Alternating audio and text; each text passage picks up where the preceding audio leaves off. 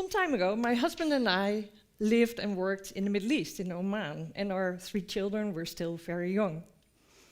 It was a beautiful country, lovely weather, lots of families with young kids, nice, friendly people there, and we enjoyed it, and the kids grew up happily. Then when the eldest one was 6 years old and the youngest, who are twins, were 4 years old, we moved back to the Netherlands and we placed them in a school just close by. Then something changed. Our eldest daughter didn't really enjoy school anymore so much. And in the summer, when she was 8 years old, she became increasingly depressed. She cried at the end of the summer holidays, and she said, "Mommy, I'd rather be dead than going back to school." And when your child of 8 years old is telling you that, you know something is wrong. But I was very certain there was nothing wrong with our daughter. She was an eager and curious child. She learned quickly, she had many friends. She had a problem with the dullness of the endless repetition of the same things over and over again in her school. It is assumed that children do not learn by themselves and that that knowledge must be taught in bits and pieces over and over again in order to learn the bigger picture. And that what is learned must be tested in order to be sure that it's in their heads. And this practice is so old that we can't imagine another reality anymore. We created a matrix. So when this happened in that summer, we started to search on the internet for solutions, for alternatives. And we found of the Sudbury Valley School near Boston, Massachusetts, far away. Then imagine what we saw on this website. Imagine a school where there are no bells. Imagine a school where there are no age classes. Imagine a school where there are no subjects.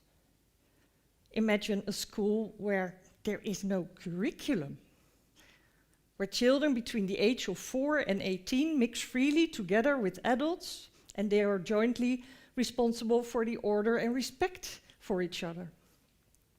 Imagine a school where children decide what to do with their time all day, even play all day, or do nothing.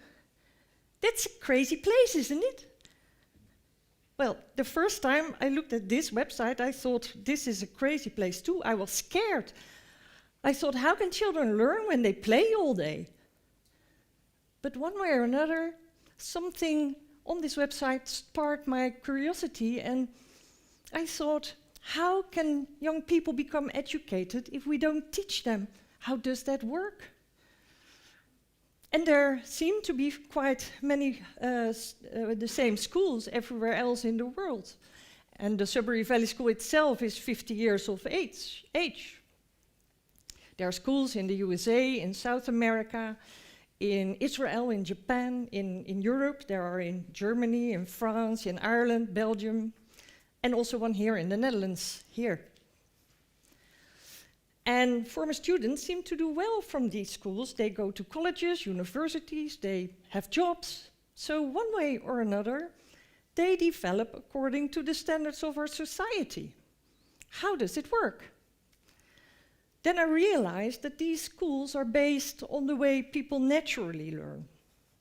People learn everything by trial and error, observation, imitation, exploration, trying out new things, creating things, by talking with each other, discussion, conversations, by listening to stories. And children learn a lot from other children who are older and younger, more than they do from adults. And most importantly, children learn from playing. Play is the work of children, is what experts say. So back in 2003, we started the school ourselves, and our eldest daughter was 10 and the youngest two were 9 in that time. And this started a journey for us in giving trust to our children to educate themselves. we realized that it was their life and also their responsibility to become educated. And this needs time. Time to figure out everything about yourself. So, what do you think that they started to do when we started this school? Well, at first, they started to play. Playing, playing, playing, all day long, every day. And I thought, it works. Children do play when they're free. Their curiosity came back. And I still recall my husband and I driving in the car and the children sitting in the back, and they started questioning whatever they saw outside the window. And we thought this had been a way. There was also boredom. Our eldest daughter, for example, she sat on a chair and she said, "I'm bored." So we let her. We said, "Congratulations, enjoy it." Because boredom brings you to your core, brings you to what you want, what your desires are, instead of following instructions from others or doing what others want you to do. We cared for her and we waited. They also started to do things that they didn't like so much anymore. Reading, for example. The reading instruction in their previous school had ruined the motivation to read for all three of our children. But after a while, at least two of them really enjoyed reading again, and they didn't seem to have a problem with it anymore, even in English. And when they grew older, they started to become more interested in the organization of the school. They participated in committees, they organized activities, they shared their opinions on motions in the weekly school meeting. They took leadership roles as a secretary or a chairman. They broke rules, but they also learned to respect and to enforce the rules by participating in the judicial committee. Skills that are crucial in our democratic societies. And a lot was learned by the many conversations and discussions that take place when children are free to associate. A lot was learned very invisibly and sometimes surfaced only years later. And because of that, your trust is really put to a test. And even I sometimes had this feeling of fear and panic crept over me, and I thought, oh, will they turn out to be okay? But what does it mean, turning out to be okay? Okay in what? And okay for whom?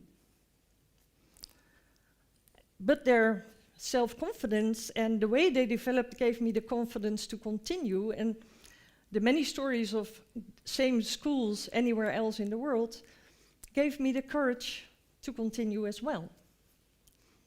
So now you probably wonder what became of our daughters. Well, the eldest one is 26 now. She is a self-starter in creating costumes and prosthetics and special effects makeup. She works in a bar and is independent. The youngest two are 24 at this moment. One of them, she played electrical guitar, went to a music academy in Utrecht. She worked several years and became interested in human resources. And at this moment, she's studying human resource management in Utrecht.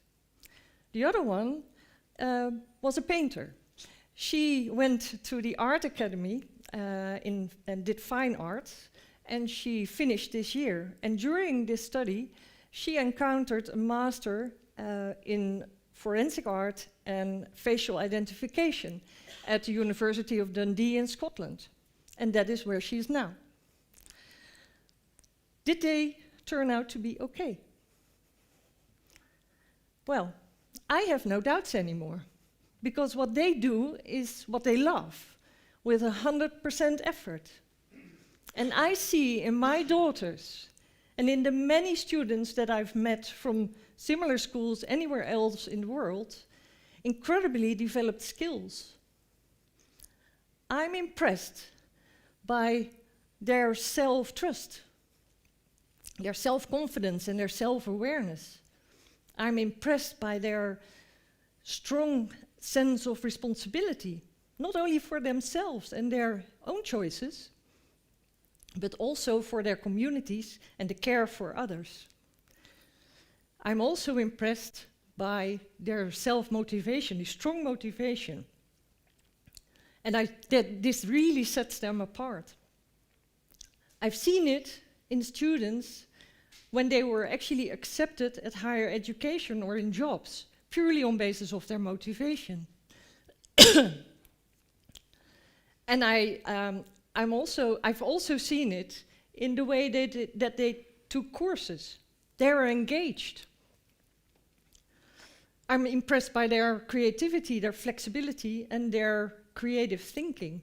I'm also very impressed by the ease that they work and talk together with people of different ages on an equal level.